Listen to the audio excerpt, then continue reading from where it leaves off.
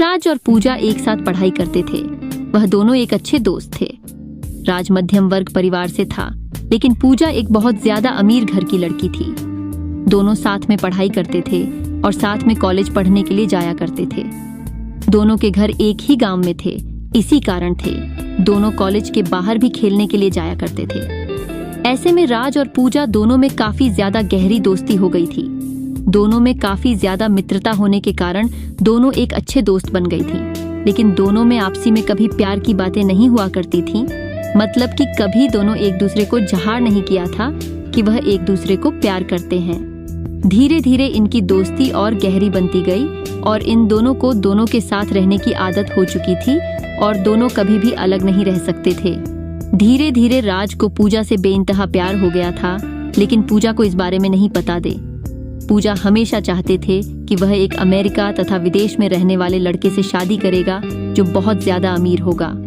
लेकिन राज एक मध्यम वर्ग परिवार से था, इसी कारण से पूजा की ध्यान राज पर नहीं गया।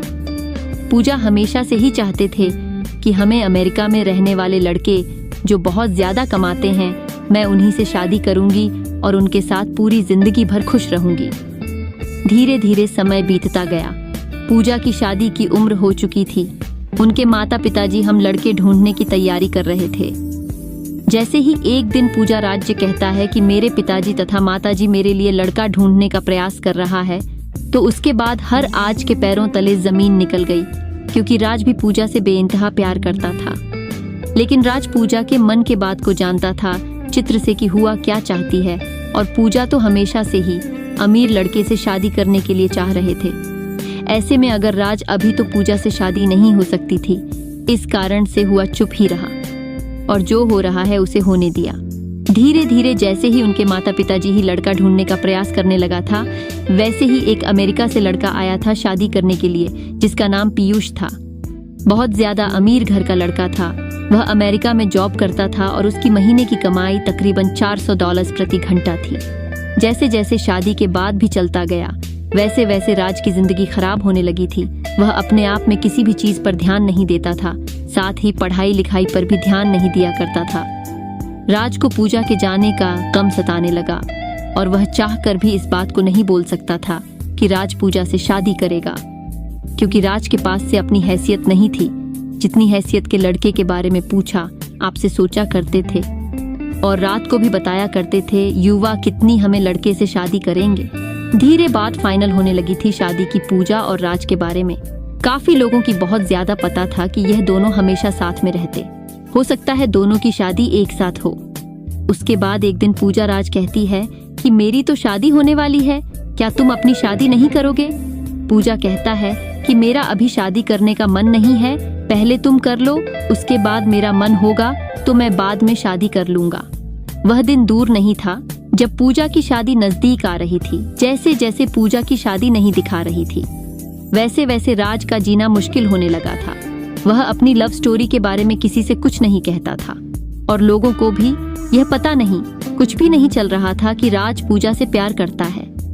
जैसे जैसे पूजा की शादी नजदीक आ रही थी, वैसे वैसे राज की जिंदगी में बेचा ही नहीं हो बेदर्द जिंदगी शुरू होने वाली है हो रही थी। जैसा कि आप सभी लोग रुलाने वाली लव स्टोरी को बहुत ज्यादा पसंद करते हैं, ठीक है, इस कहानी में भी है।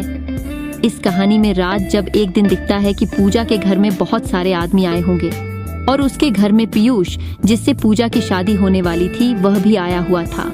जितना देखते हैं राज सब कुछ समझ गया कि पूजा की शादी फिक्स होने वाली है और राज मन ही मन अपनी औकात पर पछतावा कर रहा था कि अगर मेरे भी औकात होती है ज्यादा पैसों की, ज्यादा अमेरिकी, तुम्हें भी पूजा जैसा नहीं कर सकता था। जैसे ही पूजा की शादी फिक्स हो गई थी, उस दिन रात में राज रात भर नहीं सोया था।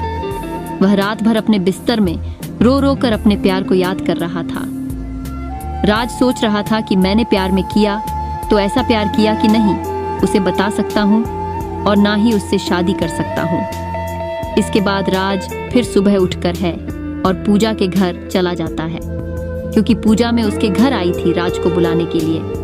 दोनों की शादी में महज कुछ ही दिन बाकी थे। पूजा अपनी शादी को लेकर बहुत ज्यादा खुशी में थी। इधर आज अपनी जिंदगी को लेकर लेने सपने दादा रात भर रोया करता था अपनी सैड लव स्टोरी को लेकर। दोस्तों, हमेशा से ही प्रेमी प्रेमिका के बीच में यही सब होता आया है। जब भी कोई किसी से सच्चा प्यार करता है वह उसे बहुत ही मुश्किल से मिलता है और सच्चा प्यार की कहानी बहुत जल्दी अंत हो जाती है।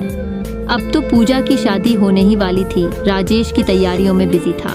पूजा राज को अपने साथ कभी मार्केट लेकर जाती है तो कभी कपड़े खरीदने के लिए रुक अभी दर्जी के यहाँ। राज बेचारा पूजा की शादी को लेकर बहुत ज्यादा तैयारियां कर रहा था। साथ ही है राज को मन ही मन बहुत ज्यादा उदास भी रह रहा था कि उसकी जिंदगी में से पूजा जाने वाली है, लेकिन फिर भी वह किसी से कुछ भी नहीं कह रहा था और अपना काम सही और सही समय पर कर रहा था। अब तो वह दिन भी आ गया जो पूजा की सगाई हो रही थी। फिर भी उसके एक ही दिन बाद पूजा की शादी थी। सभी मेहमान लोग आ चुके थे। राज मेहमान की खातिरदारी कर रहा था तथा अब तो बाराती भी आने वाले थे पूजा की, और वह बढ़ाते की खातिरदारी अथवा सम्मान करने के लिए तत्पर खड़े थे।